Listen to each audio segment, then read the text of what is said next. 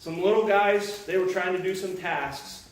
They might not have been able to do it on their own, but when somebody bigger came along to help, it changed the scenario. So we look in chapter 1 there, in verse 1 of chapter 17. The Philistines and the Israelites are gathering together. They're gonna go to war. You got they met in the valley of Elah. You've got the Philistines on one hill, and you've got the Israelites on another hill, and they've got their battle lines, they're drawn. And in verse 4, you see Goliath. Goliath comes out. It says he's this champion. He comes out, and he is a mountain of a man. Even if you've never heard the story of David and Goliath, you know that word Goliath. What's it mean? It's come to mean a humongous person, doesn't it? And that's exactly what he was. He was enormous. If you look at different translations of the Bible, it seems that there's different sizes they have for him, but every single one of them, he's huge. In the translation that I was reading, the New Living Translation, he's over 9 feet tall. He's wearing this battle armor. He's covered from head to foot in armor, this brass armor. The coat of armor that he's wearing, it weighs over 100 pounds. He's got this shield bearer who walks out in front of him. There's just this one guy, and his only job is to carry this giant shield that covers nearly his entire body. So Goliath is like a moving human tank. He's nearly, the armor makes weapons nearly impenetrable to him. He's just like a moving tank, and he is armed to the teeth. It says he has a javelin. It says he has this spear that was humongous. The spear was like a weaver's beam. It would have been this big piece of wood. And the tip of the spear is over 15 pounds. Now, how many of you all have ever heard of a shot put? Anybody ever heard of a shot put? Okay, if you've never heard of a shot put before, it's just a big lead ball that you throw in track and field. I used to throw shot put in high school very poorly. And those shot puts, they were 12 pounds. And I'll tell you, you would be really happy, you'd be really proud of yourself if you threw that thing maybe 15 feet. Okay, it doesn't go very far. So you imagine, just the tip of his spear weighed 15 pounds, and he regularly threw that thing. So all of this to say, this is an enormous person. He is armed to the teeth.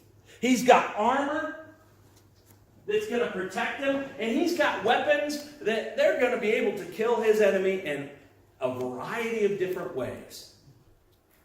And then we read further, in this massively huge dude who is incredibly powerful, we read there in verses 8 and 9 why he's out there. You see, Goliath was a champion.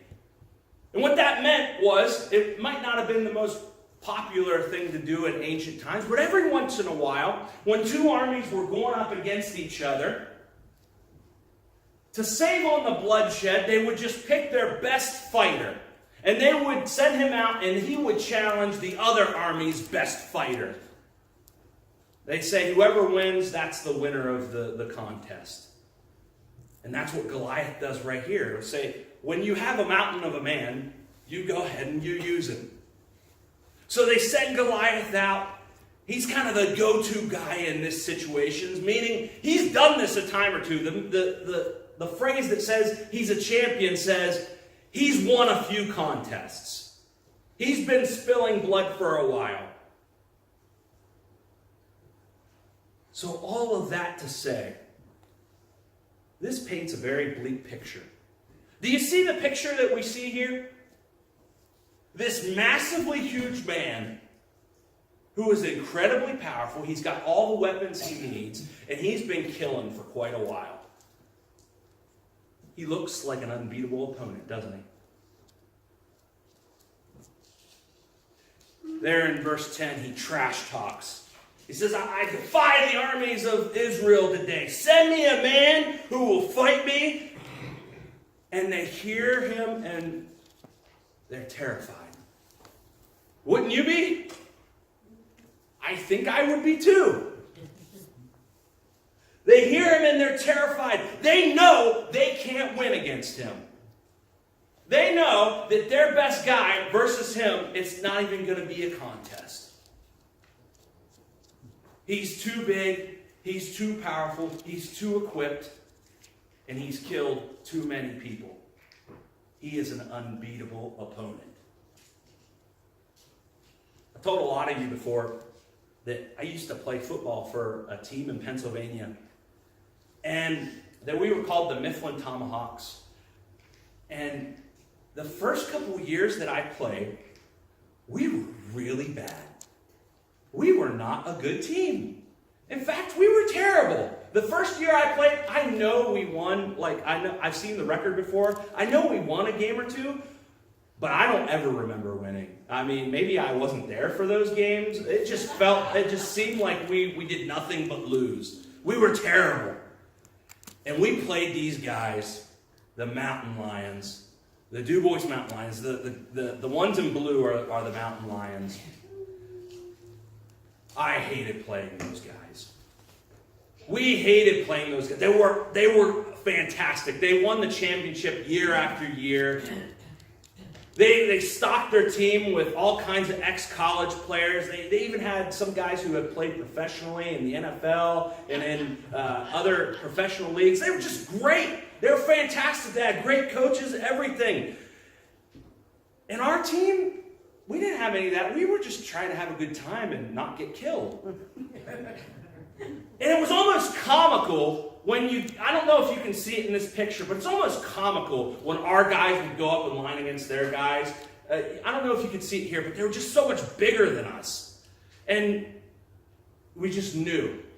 When we saw them on the schedule, we just knew. They knew it, we knew it, everybody knew it. The 3 fans that we had knew it. They were going to win. And it wasn't just going to be that they were going to beat us.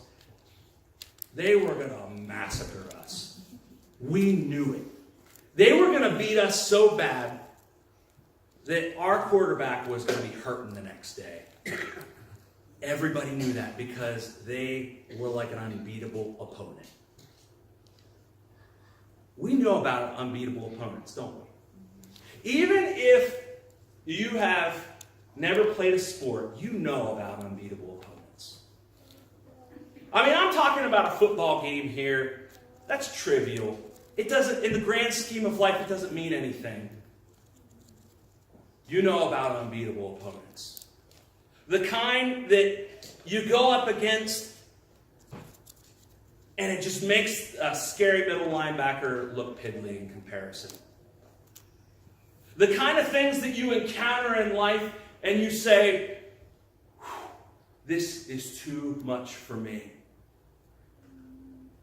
Some of us face all kinds of opponents. We face doubts about ourselves. We face insecurities.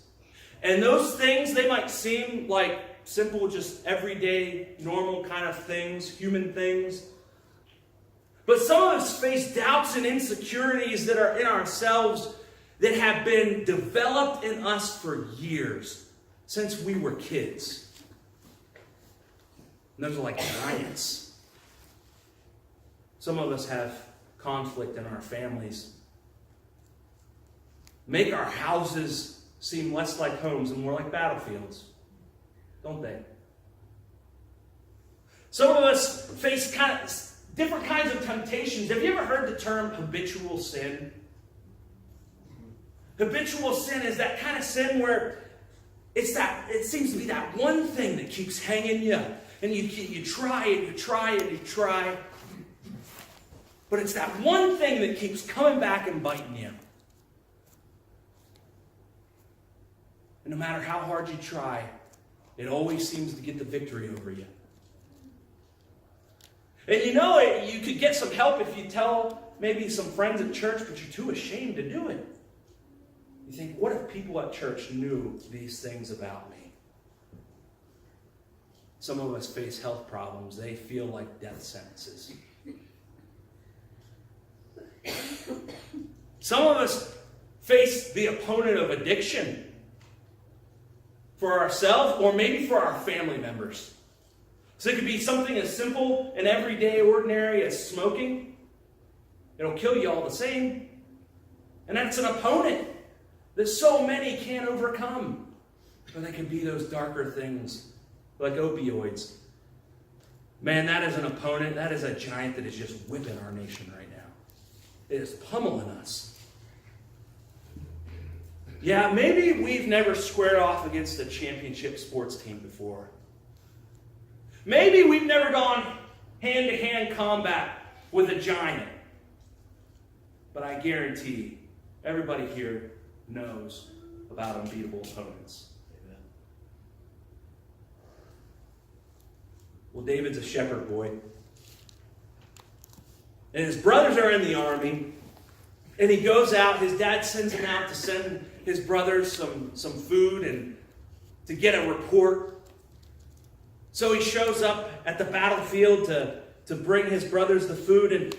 And he gets there right when Israel is getting ready to go out to the battlefield. And I love this scene that happens there where the whole army, they're hooping and hollering, they're doing their battle cries, they're trying to get themselves pumped up, hoping that maybe somebody in the crowd will get fired up enough that they'll step up to meet the giant. You see, they have to answer the call of the giant. I'd always wondered before, maybe you wondered the same thing. I'd always wondered, why did they go with that challenge? You know? Goliath said, send me your best man. Why didn't they say, no, we'll all fight you together? You see, they're bound by honor to do this. It's kind of like when the youth group dares you to do something. You have to do it. The teenagers say, Pastor Dave, go jump in that bush. I dare you. You've got to do it. You don't have any choice. It's kind of like in Back to the Future when they called Marty McFly a chicken. He had to do it. That's what's happening right here.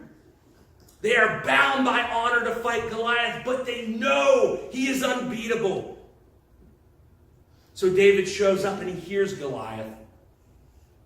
He hears him shouting his normal taunts, but nobody steps up to fight him. In fact, what do? They run away in fear. So David, he says there in verse 32, he steps forward and says, don't worry about this Philistine. I'll fight him. And could you imagine being King Saul? See, I love this part of the story. Could you imagine King Saul?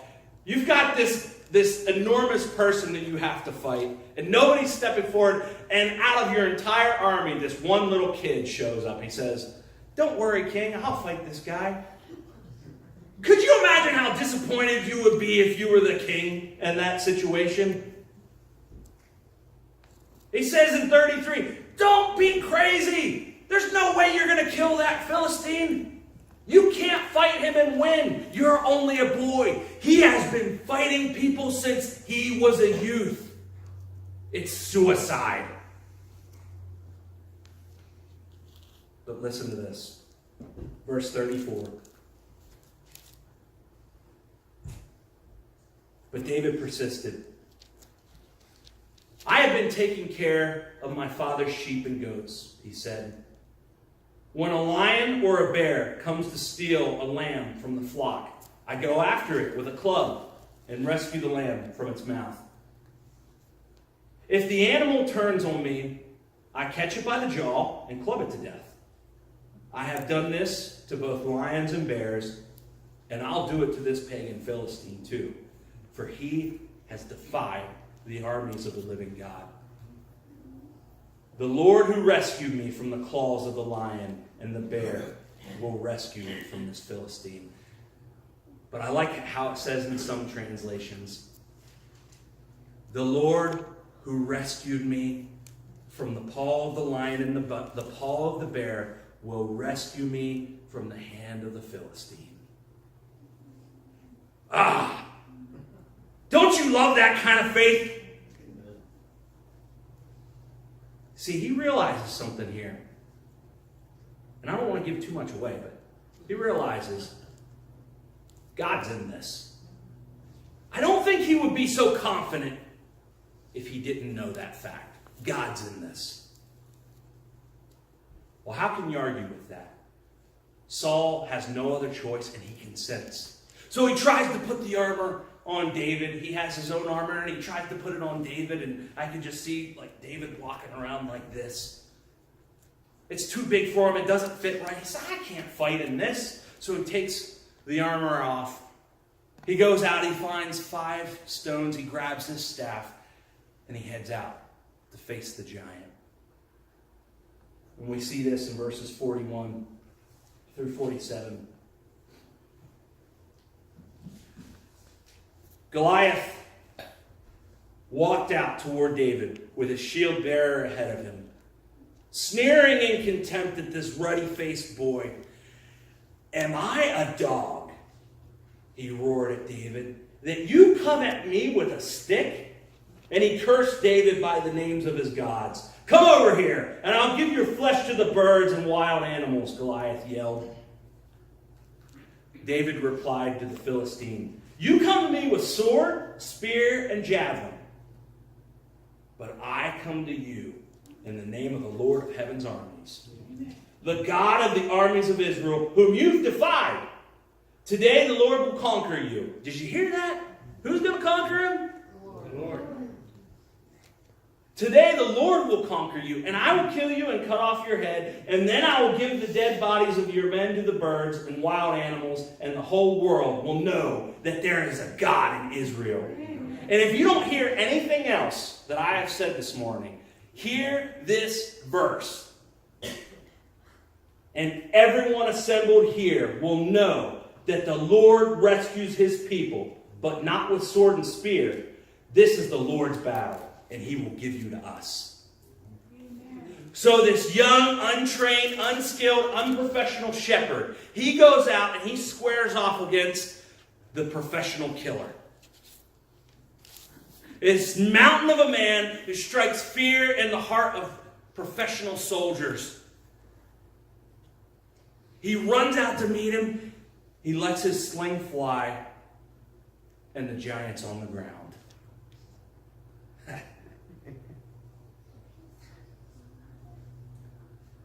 It almost seems, at least it has most times in the past recent years since I've been hearing this story, it almost seems like there's 2 ways to approach this story for practical application. You know, I'm all about practical application.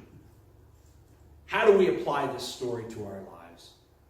And it seems most of the times there's 2 ways that this story gets used. We focus on the giant, don't we? We say, where are the giants in your life? Let's identify those giants, those unbeatable opponents. And we can all relate to that, because like I said, we've all got giants in our lives, don't we?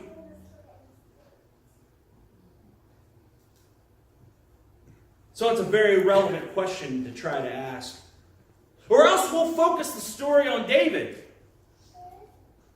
We'll say, look at his obedience, look at his faith, and hey, he is a hero here. He's an example. I want to have faith like that, don't you? Yes, amen.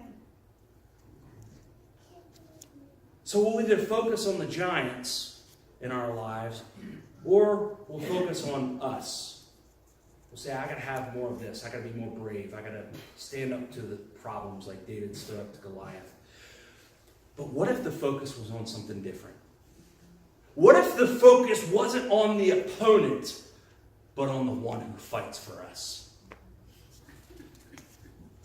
See, here we have a story about a little nobody who he didn't have a chance in the world. You wouldn't bet on him if Goliath fought him with a blindfold on. Yet he comes away a victor, and he doesn't just simply defeat Goliath, But the victory is total. I didn't read, it's Family Sunday, so I didn't read verse 51. But adults, go ahead, read verse 51.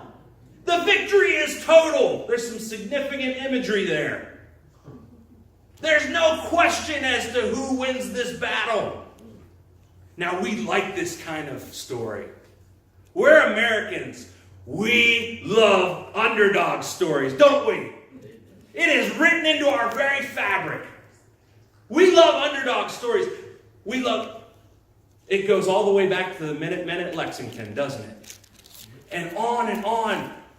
Underdog stories. Stories of the little guy going up against stories of the big guy who's unbeatable. These are just kind of written into the very fabric of who we are as a people. And this looks like an underdog story, doesn't it? But it's not. Because make no mistake, David is not the one who is fighting the giant here. He was just showing up and being obedient. God is the victor here. See, this looks like an underdog story because it looks like David versus Goliath, but it's actually Goliath versus God, and that is no battle at all. That is no contest. God is the warrior who fights for us. The reality is, yes, we've got giants that we face in this life. But if you want true victory in your life, there's no amount of grit and determination that's going to do it. There's no amount of standing up to our problems that's going to do it. As good as that kind of stuff is, there are some opponents that we face that are too much for us. But they are not too much for our God. You see, we serve a God who is in charge. So that we can say with confidence that even though the future is uncertain, there is still a God in Oakland, Maryland. Amen. That even though we've got all kinds of unbeatable opponents and it seems like our nation's being ripped apart by sin and hatred and drugs and all kinds of things like that, God's in charge. Amen. He is the unbeatable opponent. That's right. And the most powerful thing we can do is admit to our weakness and lean into His greatness. That's right. Because if it's one thing that the cross and the empty tomb tells us, is that when we are weak, He is strong. Amen. He is able. Amen? Amen. Friends, I don't know all of the trials that you face. I don't know those opponents that you face in your life. Sometimes we share them with each other. Sometimes there are things that are too great to share. Or maybe you can share them with me, but until I've actually walked in your shoes, I don't know what you're going through. But there is one who knows all about it. That's right. And He is able to face whatever comes our way. But will we put the armor down and lean into Him? That's the question. Will we make the focus more about Him rather than our response? Rather than how we react to the giants? I'm going to ask Liz to come and help me sing a song as we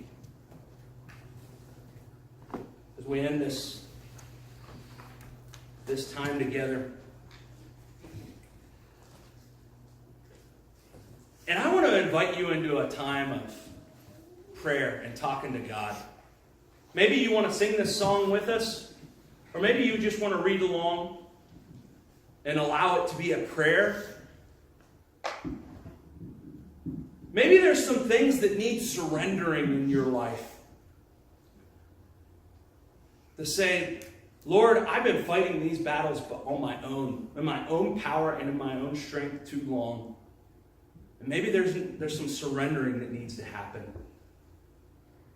Or maybe you just need a reminder that our God's in control and you can just rest in that.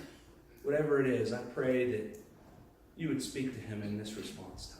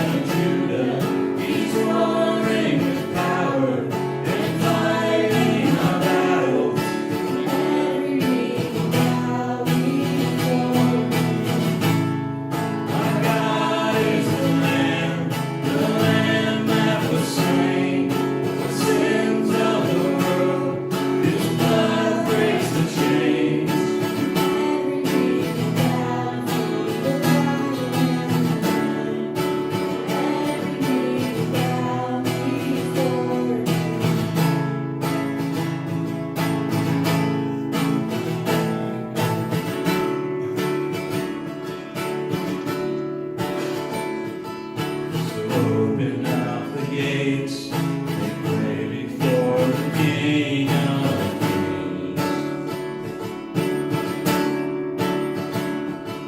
The God who comes to save is here to set the captives free. Who can stop the Lord Almighty? Our God is the Lion of Judah. He's roaring with power and fighting our battles. Every knee will bow before Him. Our God is the Lamb that was slain for the sins of the world. His blood breaks the chains, and every knee will bow before the Lion and the Lamb. Every knee will bow before Him. Who can stop the Lord Almighty? Oh, who can stop the Lord? Our God is the Lion of Judah. He's roaring with power and fighting our battles. Every knee will bow before Him. Our God is the Lamb that was slain for the sins of the world. His blood breaks the chains, and every knee will bow before the Lion and the Lamb. Every knee will bow before Him.